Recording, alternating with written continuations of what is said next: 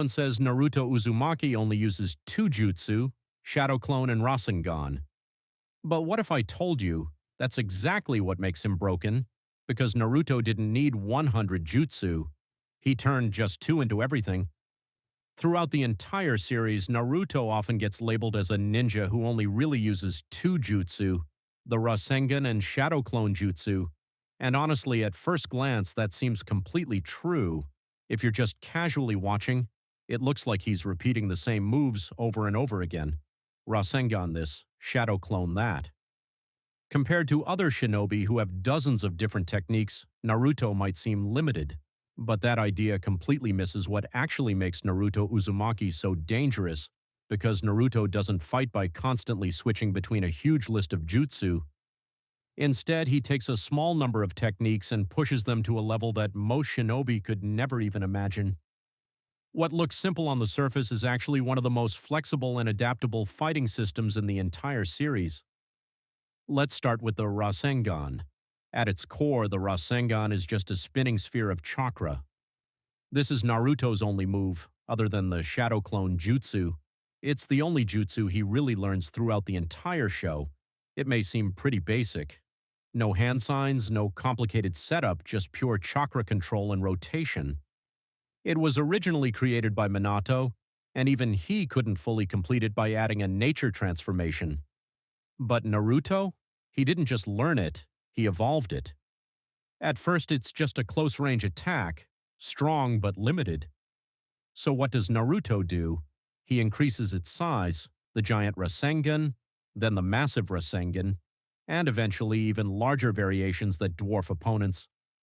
Because of his insane chakra reserves, scaling the attack isn't a problem for him, but size alone isn't enough when you're fighting stronger enemies. So Naruto does something that even its creator couldn't.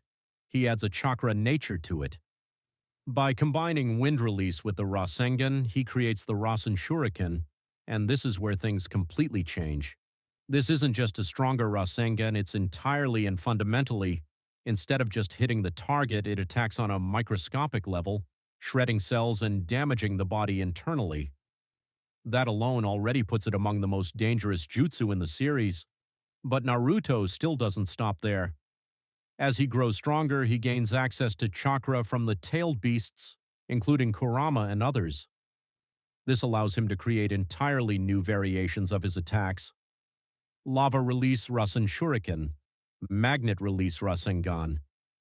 Each one isn't just visually different, they serve completely different purposes, but it still comes from the same core and jutsu, the Rasengan, but more evolved.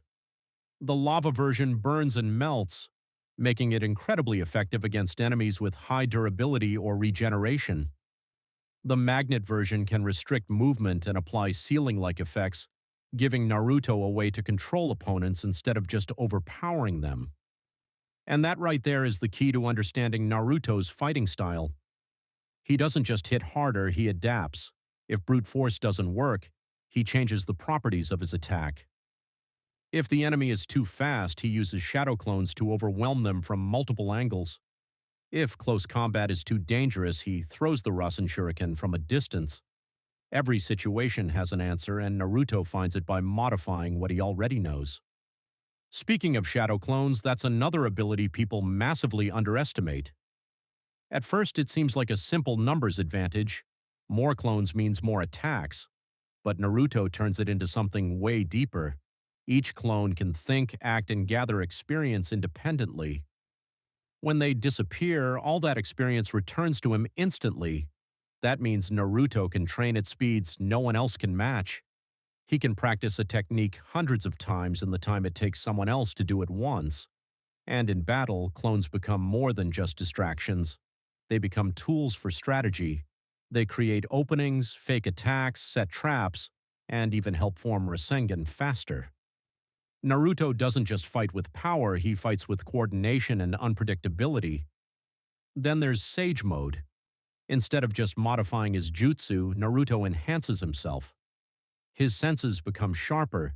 His strength, speed, and durability increase massively. He can even sense danger without seeing it. And when he combines Sage Mode with his existing techniques, everything becomes more effective.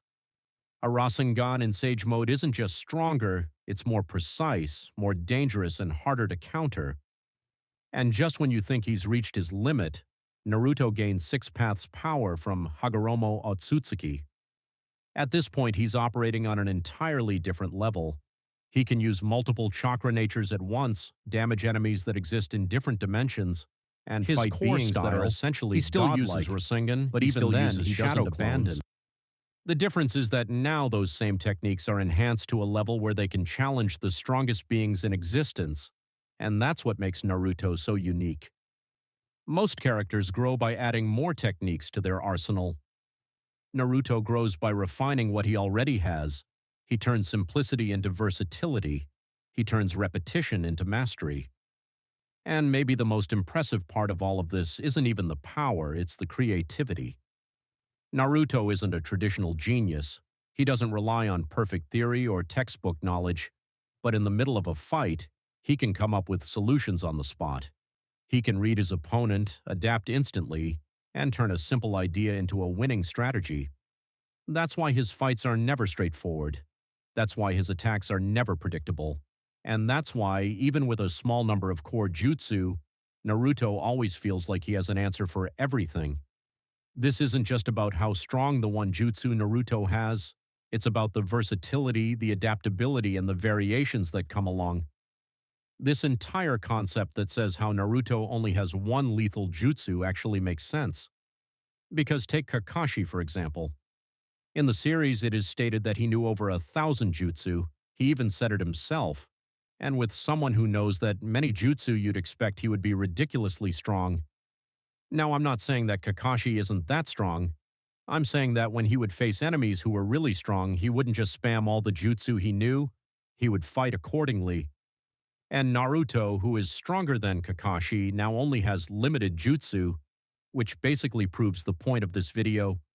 Do you see where I'm going? So when people say Naruto only uses Rasengan and Shadow Clones, they're not wrong. But they're also not seeing the full picture, because those two jutsu, in Naruto's hands, they're basically limitless. So in a regular fight, Naruto will always start off with a regular Rasengan. If he needs to make it bigger, he'll use giant Rasengan. Even bigger? Massive Rasengan. Still not enough? Super duper massive Rasengan. But size isn't just what matters, because when size wasn't enough, he did something even the creator couldn't. He added nature transformation and made the Rasenshuriken. Oh, what's that? The enemy is a distant range fighter, and hitting it with direct contact is really difficult. Well, Naruto will just throw the Rasenshuriken.